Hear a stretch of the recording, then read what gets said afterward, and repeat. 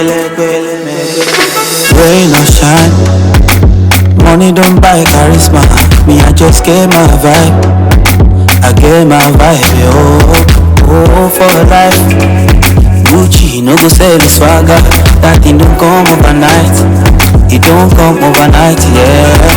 Èmi ni fada, ṣe jẹ́jẹ́. Bàbá ni fada, ṣọmọ.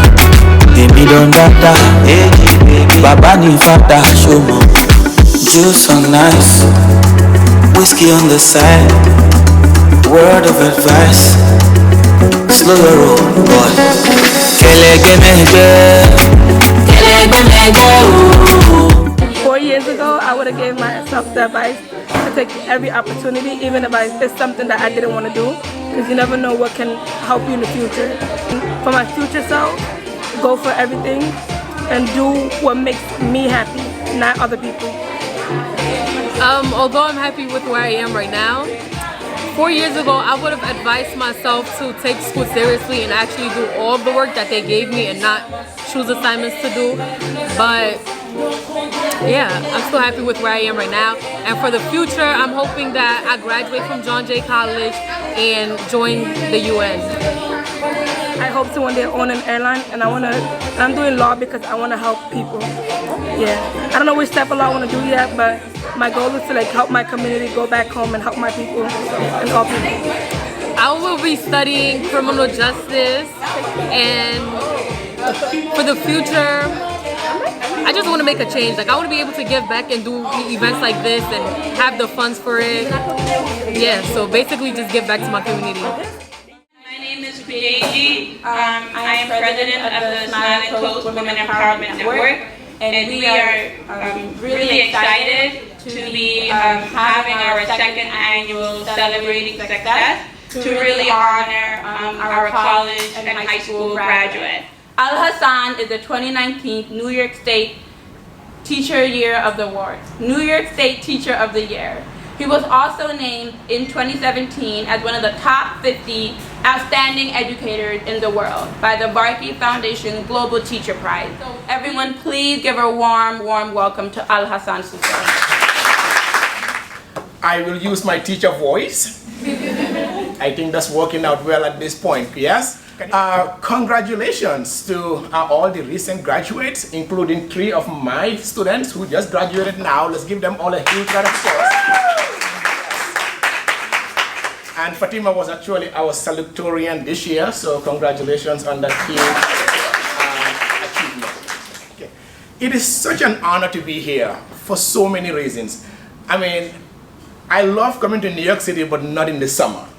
Once I leave my school, the last day of school, I don't come back to the city until fall. But when they called for this event, I said, I will absolutely want to be at this place because of the meaning and the significance of what this event is about. There is nothing more important than a community determined to define their own destiny. When I think about this story, what I'm going to focus on here a lot today is the power of stories and who is able to tell our stories. When I think about the story of Africa, it's a reminder to me in so many ways. It is Malcolm X who said that a black person would not be respected in the world until and unless Africa is respected.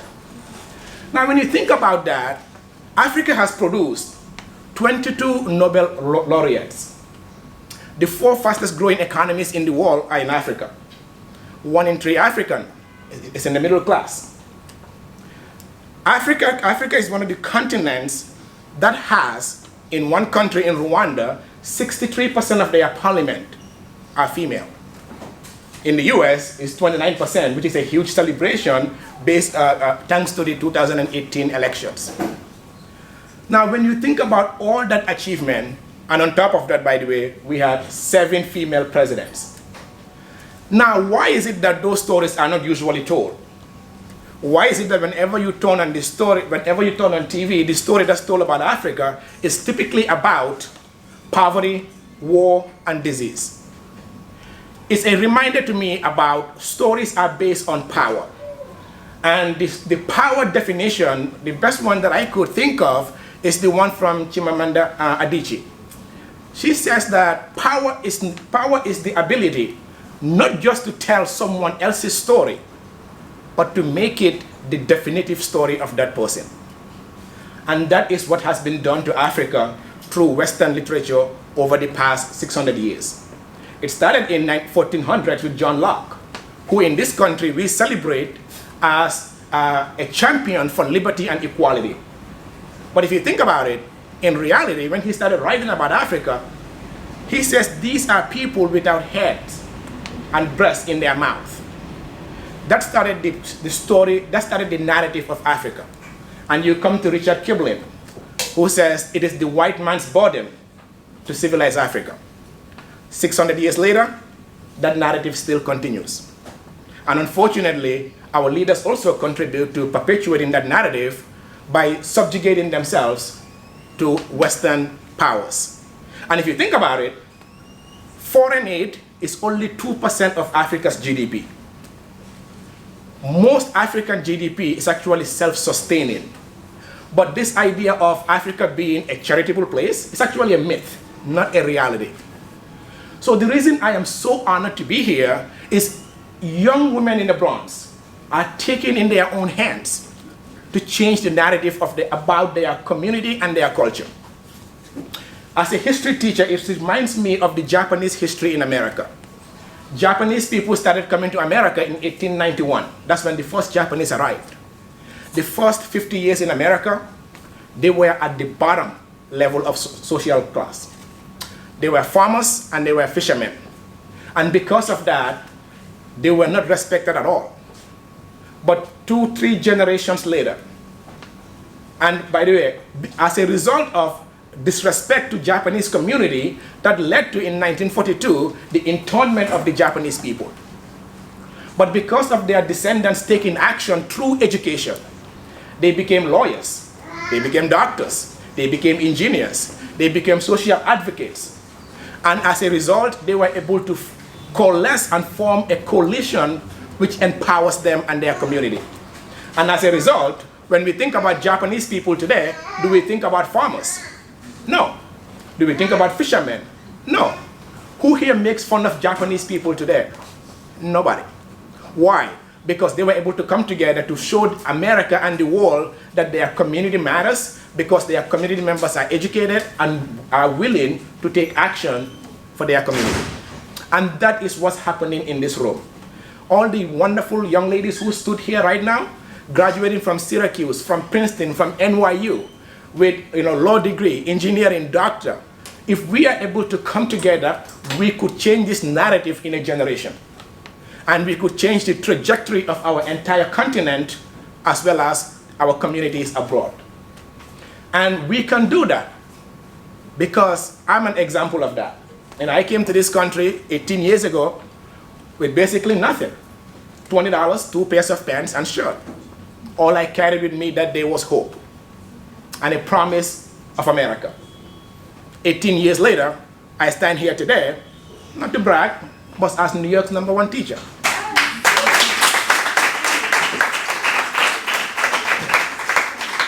The first person of color in over 20 years to hold that position. Yes. And I would end with something that we all struggle with, which is the idea that we feel inadequate. It's not only me, it's a universal emotion. But whenever you think about, I can't do this because I am not good enough, well, you are robbing someone of their opportunity to succeed. Because when I think about, when I was nominated for this New York State Teacher of the Year, at the beginning it was funny to me because I'm like, you kidding me? That's so crazy. When I started going through the process, there's a lot of steps. At every step, they say, oh, you made it to the next round. I'm like, how? And then when I get that final phone call to say that you have been selected, my reaction was, why? I'm like, you couldn't find anybody else in New York, really? That was really my reaction to the person who called me to give me the news. Because I didn't feel that I was good enough. But that is something that we all struggle with. But by me taking this opportunity to get out of my comfort zone, today I am able to transform the lives of hundreds, if not thousands, not only within New York, but across the country. Because I was able to have an opportunity to look the President of the United States in the eye inside his office. As we all recall a year ago when he said that, why are we getting people from those S-hole countries? I am from one of those countries. But inside the Oval Office, I was able to tell him, I was born in the Gambia, but I represent the great state of New York. And what I was basically telling him is that, yes, I might be from an S-hole country, but I represent the best this country has to offer. Yeah. And also, I might be from an S-hole country, but I represent the state you were born in. And that is how you change the narrative. You succeed, then others they will realize their dreams. And if we are able to do more and more of this, within a generation, this narrative will change. And when you get out of your comfort zone, it reminds me of one of my colleagues, Mr. Rahman. A week after I was announced, he came to my class, we were outside, and he approached me, he said, "Thank you so much for changing my son's life." I said, "How?" He said, "Well, my son and I were looking at the news, watching your story." And he said, "Daddy, I'm confused. He's the New York State Teacher of the Year, but his name is Al Hassan. How is that possible? The son is 10 years old." He said, "Well, because your name doesn't matter." I said, "Really?" So when I went to the White House this time, I brought him the seal of the President of the United States. I gave him to the son. I said, "When you become the President of the United States, you could tell that my daddy's friend told me about this 40 years ago." That child can believe that he can make it because I was able to get out of my comfort zone. And I hope we can all do that. And I hope to continue this work with you all. I'm extremely passionate to be part of this organization because this is how we bring back respect, not only to the African community, but to the black and brown people all over the world. Thank you so much for having me here.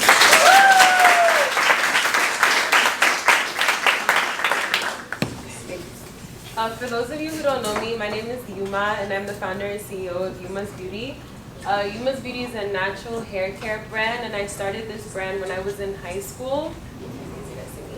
I'm 21 now, I just graduated college, but I've had this brand since I was 16.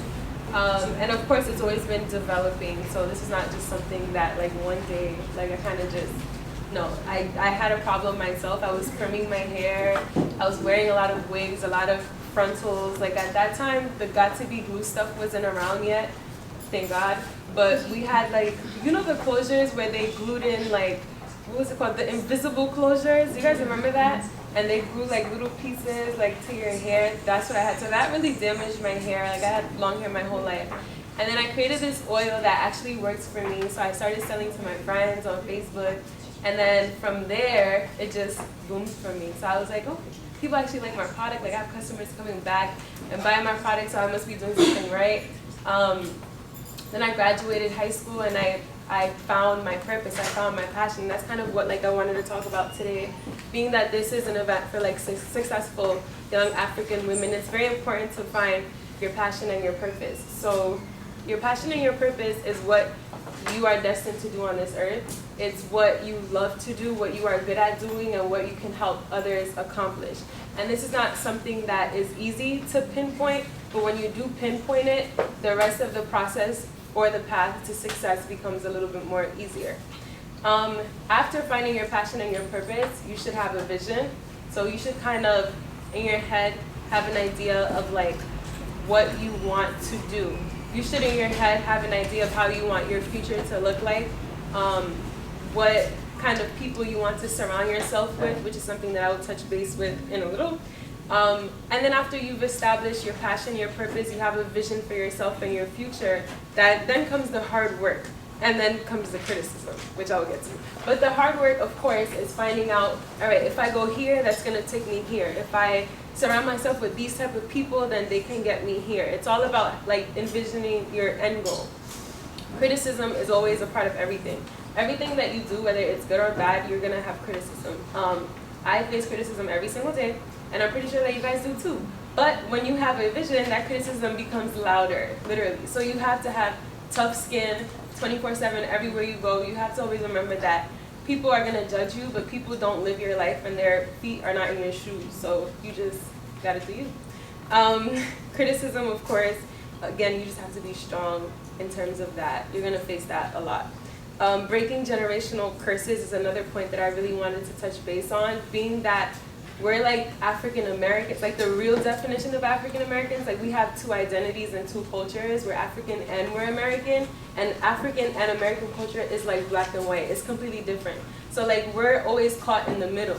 So let's say, for example, if I want to go off and start a brand, I'm 21, I'm not married yet, right? I want to go off and I want to start a brand and I want to make money, but then I have people in my family who are like, oh my God, you're 21, why don't you have kids? Why don't you not married? Da, da, da. You know what I mean? So it's just, and this is stuff that I actually face, like, and I'm okay with talking about it because, I mean, like, it's something that we all know and go through. But again, it's all about having that vision and knowing your purpose and really just believing in yourself, even if no one else does, even if some family members, friends, whatever the case is, do not. Consistency is another one. So sometimes it really may feel like everything that you're doing, especially as a young entrepreneur, I'm not sure if anybody here has business, but if you are gonna get into business, you really have to be consistent. Sometimes it might feel like whatever you're doing is just not going anywhere or like, you know.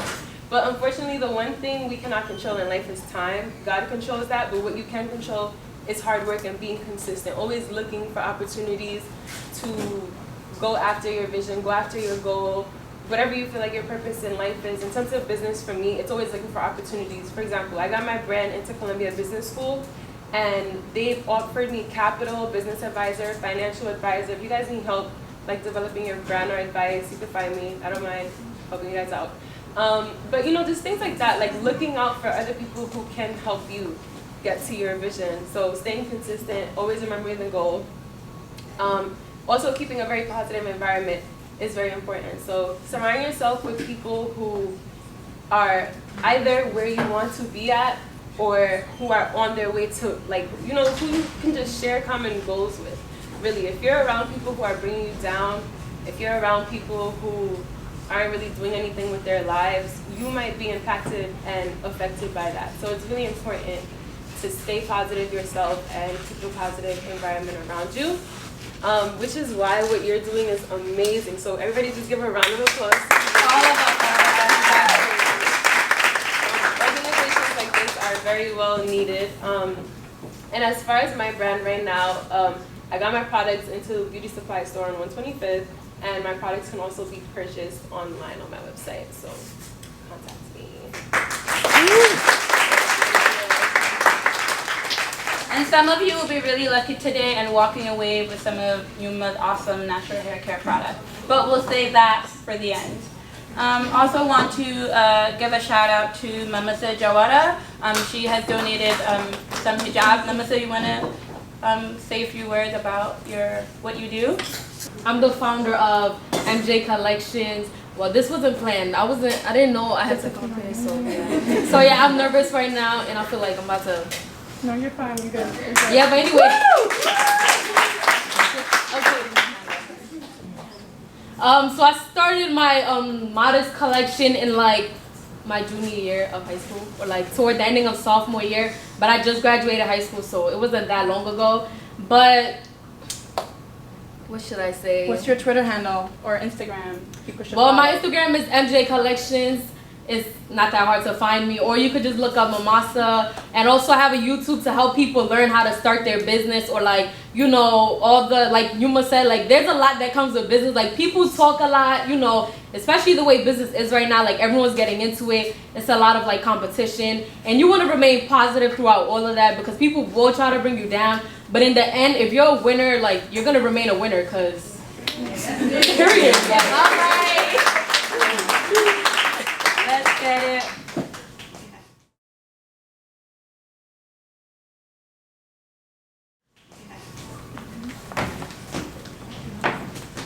Okay, how y'all doing? Good? Okay, well now it's going to be the fun part of the event, which is where we're going to honor our graduates. So what we're going to do is I'm going to read out your name, and then you're going to come up to the stage, and I'm going to ask you to just say what's your next steps. If you can just briefly say what's your next step, and then we'll give you the certificate, and then we'll also give you a rose, and you'll take a picture with Hatu and Kujeji to the side. Oh, we're sisters. Nah. She'll take the photo. I'll have the rose. Sounds good? All right, and then when we say each graduate's name, like I would like a really loud round of applause, because this is a huge accomplishment. We have some people graduated from high school, from college, and you all know that takes a lot. So make sure y'all, shout out really loudly. All right, Mariama Jallo.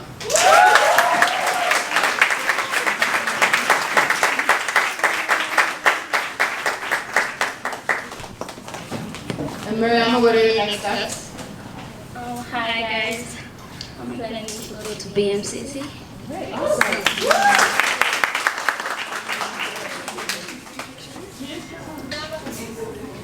Fatima Guy.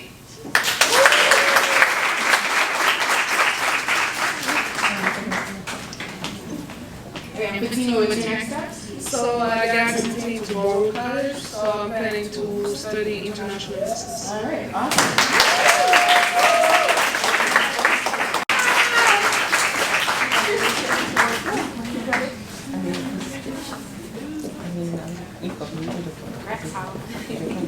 And what's your next step?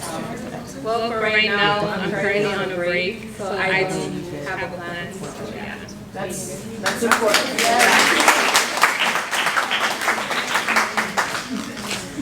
Stacy Igbeto, I'm sorry for mispronouncing your name.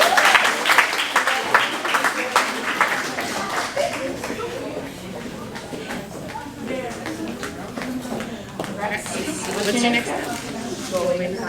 Okay, great. Where would you be at? Yeah.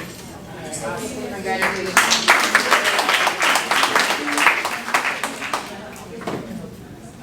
Alimatu Ale.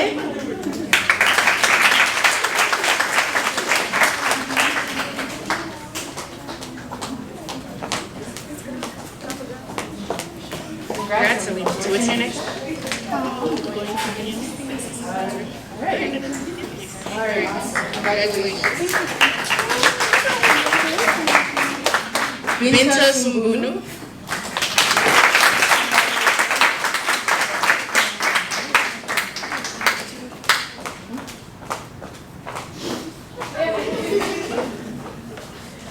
Mame Nyang.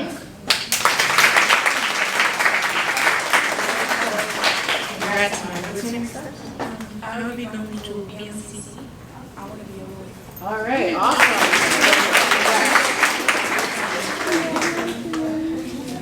Fatimata Cham.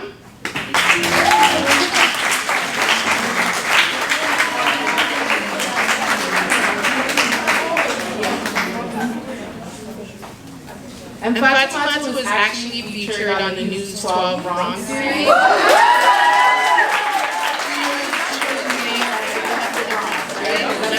So I'll let her want to tell a little about your amazing accomplishments.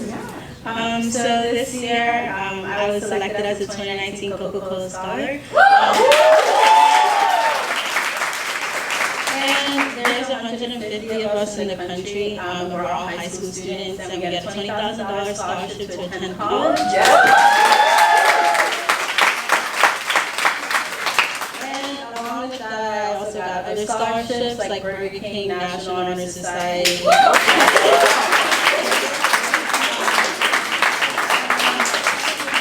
I got the privilege to publish a book of poetry.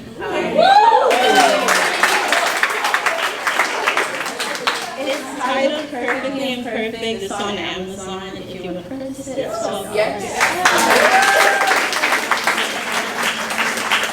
And I also do work with the United Nations Foundation Girl Up, so we do work like gender equity and inclusion and things like that. So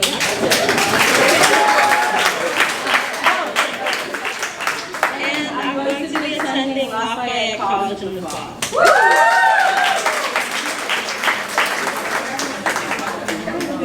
Mariam Babaji, our very own SCWEN member. We already know about you, but say it again. say where you graduated from. Okay, hi. So I just graduated from Hunter College with a bachelor's in community health education and a minor in public policy. So I will be going to the Congressional Hunger Center in DC as an Emerson Hunger Fellow. So I'll be doing a 6-month placement at the Pittsburgh Food Policy Council. And then after that, I'll be doing 6 months in DC at some kind of food policy related organization.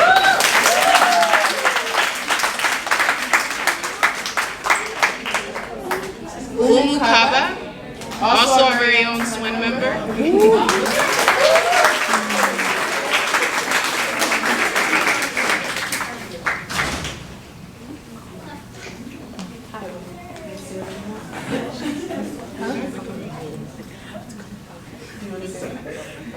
Congrats, Umu. Tomato Conte.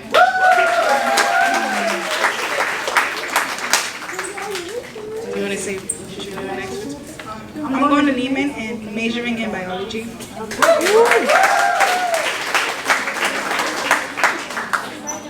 Tigida Fadiga.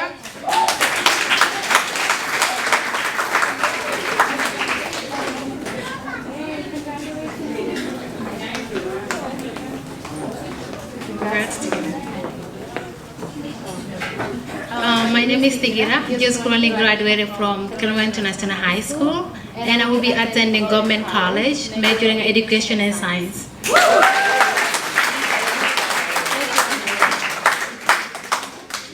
Jare Jallo.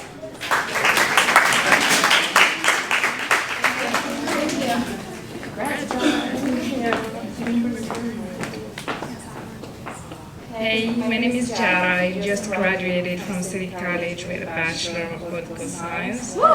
And I'm going to grad school doing a dual program, JD in Law and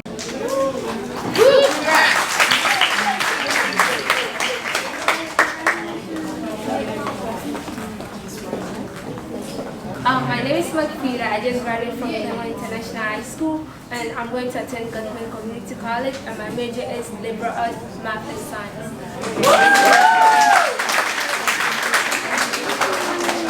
Nyuma Aisutu Kamara.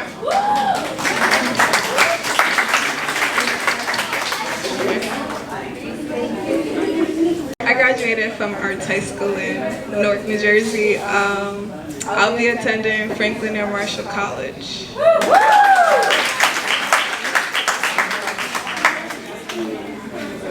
Aminata Silla.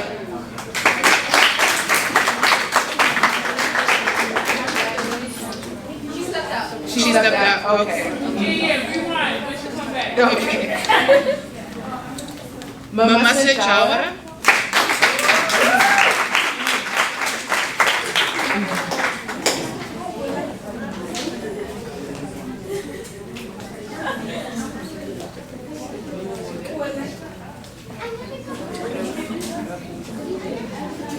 My name is Mamasa Juara again. I just graduated from Harlem Village Academy's high school, and I'll be attending John Jay College for criminal justice.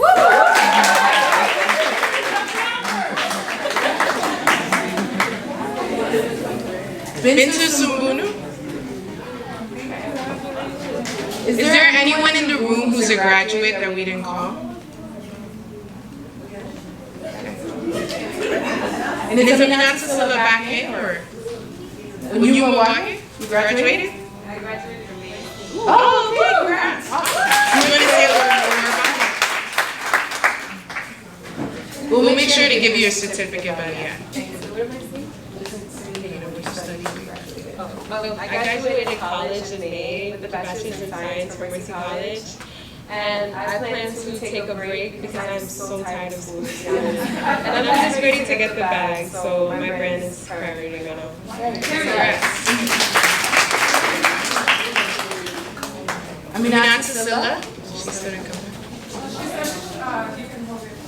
Okay, we'll hold her. Okay, great. All right, now we're going to wait. First, another round of applause for all our graduates.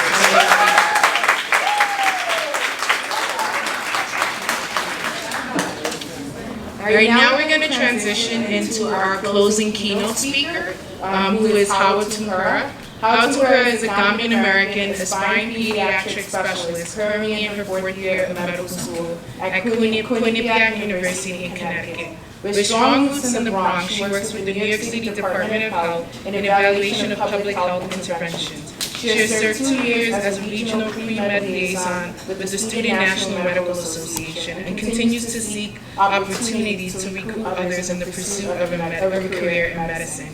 So let's give Howard Tunkara a round. So visualize your higher self and then show up as her. It took me almost 5 years for me to even get close to knowing what my best self was. Growing up in River Park Towers, RPT, anyone? Okay, no one. My routine was walking home from school, seeing a bunch of people hanging out outside, and then I'd go home and my mom would put me to work doing house chores. Fortunately, I was pretty decent in school and I had teachers who were really invested in me.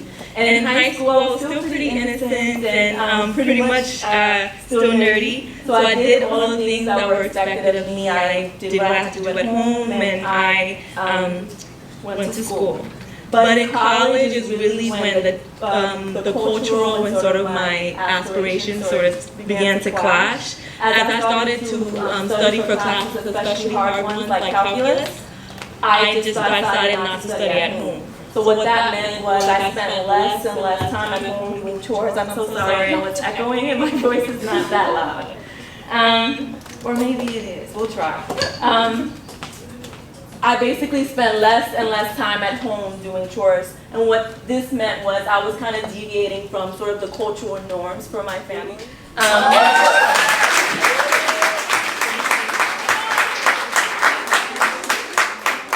And those same parents that used to argue with me and seemed pretty frustrated with me, now we're talking about my graduation and how we're going to coordinate everyone being there. So if that's not proof that understanding can happen and sometimes over time, then I don't really know what else is. So let me tell you and give you guys some tangible advice, because in medicine we like plans and we like basically lists. So I came up with a short list of things that I see in myself and also other people who are coming pretty close to like their best version of themselves, and I just wanted to share that with you guys. And I know that what your best version may not be medicine, even though for me, I'm team medicine. Anyone who wants to do that, please let me know. But it could be law, art, whatever it is. I think some of the things here could be helpful. And I also think you've heard it before, but just adding a little bit more perspective. So the first thing that I really, really want to reiterate is not giving up. And I think you heard that from other stories as well, like Yuma, that in our everyday lives, sometimes things don't go as planned, and we're pretty resilient and creative, and we don't sometimes realize it. Like for example, I think some of you guys have prom, and I don't know if your hair or your outfit came out perfect, but you were probably creative in terms of finding alternative things like that. And if you use that same energy like you use for some of those things in terms of career, I think you could come pretty close to that as well. For example, when I got accepted to medical school, I got accepted to schools only outside of New York City. So that meant that I was going to have to leave home if I wanted to continue my plan.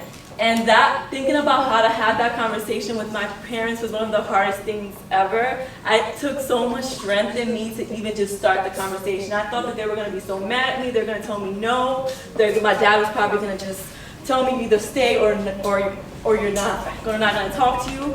But what I did really was I let them know the situation, and I went to one of the open houses in New Jersey, which is one of the schools I was considering. And when it became clear to them that I was actually trying to go to school, I was trying to do something that I was passionate about. When my mom heard the speeches from the deans talking about medicine and how this is such a big accomplishment, I think for that really settled in for my mom, and she became really much more accepting of it. So I know a path to the best version of you may not be easy, especially for many of us who are probably like the first in our families to do anything of what we're trying to do. But I promise you, if you keep trying and you keep pushing, it will work out.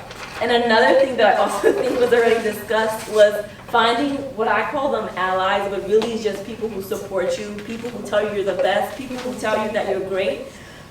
because you need a balance of that, because like Numa already said, like there's so much criticism already. I'm 24 and I am currently unmarried, and the amount of things that I hear, it's a lot. But I also hear a lot of other things about like how people are inspired and people enjoy that. So there is a balance, and surround yourself with people like that.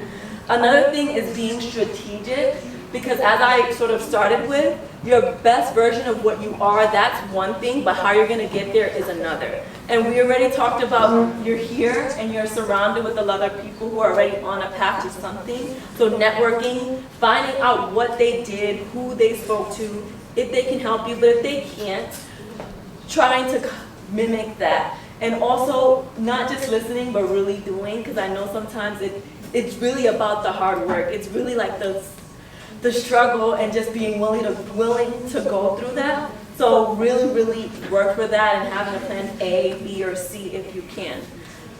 So that was a lot. But ladies, I really wanted to say congratulations to you all. It's a big milestone in your life. Graduating from high school, college, that is big. And I'm hoping you all are on a journey to starting some new ones. And there's a process of like doing interviews, and if you hear the numbers, well, you listen to it, but like many people who applied don't go in the first time. It was very deterring at first, but my motivation was that when I going into medicine was really pretty much being inspired by my family. Like I know many people have many medical conditions, and for me, I'm pretty passionate about sickle cell disease, diabetes. So for me, whenever things get hard, like for example, I just took 2 board exams back to back, and that was the most stressful thing for me. And I just kept reminding myself, you chose this path, you want this. There's plenty of people that, like I've even just names of people who I know have these conditions and are really suffering, really motivating me to keep pushing. Everyone please give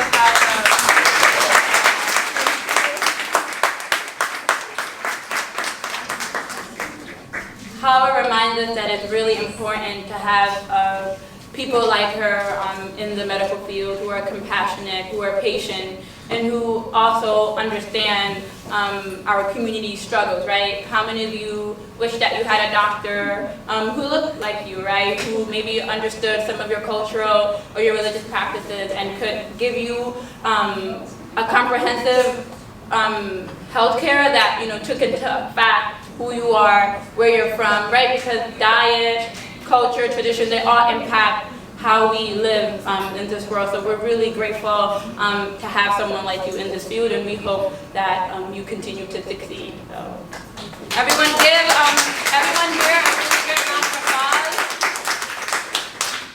Being in this room with all of you is a beautiful reminder of Black Girl Magic, Black girls, Black women, Black queens, mothers.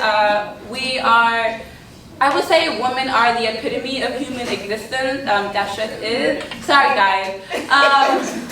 But this room is a reminder that we are here, we are strong, we are accomplished, and we are also celebrating and motivating each other. And let's continue to do that for the next year. So we're coming toward the close of our program. Before we officially close, I just want to give a huge shout out to the planning committee. There are particularly 4 women from our membership who have spent the last few months planning what you see here today. So everyone, please give a round of applause for Aisatu Simaga, Atu Kamara, and Fatu Wage. All the decorations, the planning, the certificates, they've been really the big agents in making sure that this event happens and that it became successful. Yes, Mariama. Who was the court for JD? Nobody. Round of applause for JD.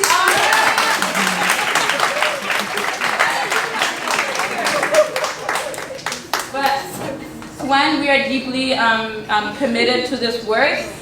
We are hoping that many of you leave this room motivated and inspired to share with one another, to connect with one another, share your numbers, share your emails, share your social media handles, really connect with each other, make meaningful connections, so that we create a better world for ourselves. So everyone, please, thank you for coming. Thank you for spending your Saturday evening with us. We really appreciate it, and we hope that we can continue to engage with you as we move forward in our programming and in our events. So thank you, everyone.